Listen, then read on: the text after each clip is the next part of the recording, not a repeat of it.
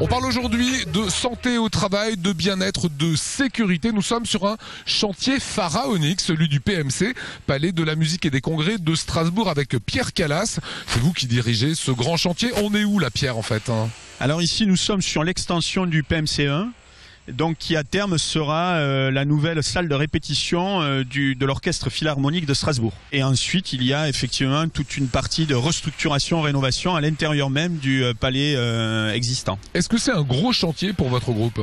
Ici à Strasbourg, c'est le chantier phare. Oui, effectivement, une très belle opération de plus de 26 millions d'euros sur 36 mois.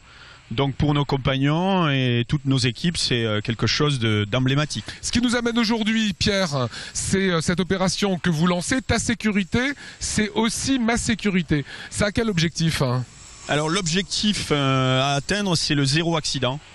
L'intégrité physique de nos compagnons est une priorité.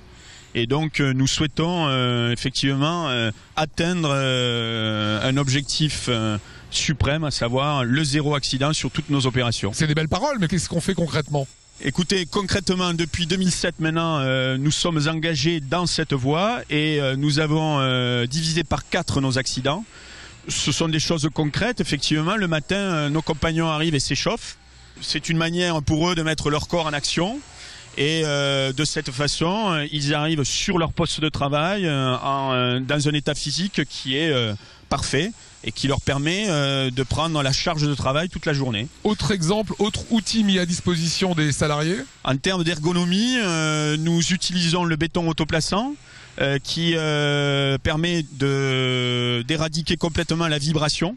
Avant, nous mettions nos bétons en œuvre avec des aiguilles vibrantes, aujourd'hui, qui étaient traumatisantes pour les corps. Aujourd'hui, nous utilisons le béton autoplaçant, ce qui permet de ne plus avoir de vibration. D'un, ça ne génère pas de nuisance et c'est important ici alors que le philharmonique est en train de répéter tout proche.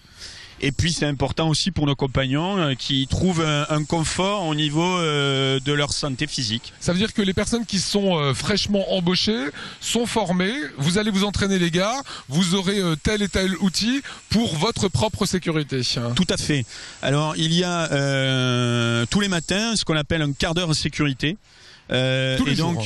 Alors pas tous les jours, excusez-moi, une fois par semaine, le mardi, le quart d'heure de sécurité. Et là, on prépare l'ouvrage de la journée et on prépare le programme de toute la semaine. Lors de ce quart d'heure sécurité, le chef intervient auprès des compagnons en leur disant voilà, cette semaine nous allons faire telle et telle intervention, tel et tel ouvrage.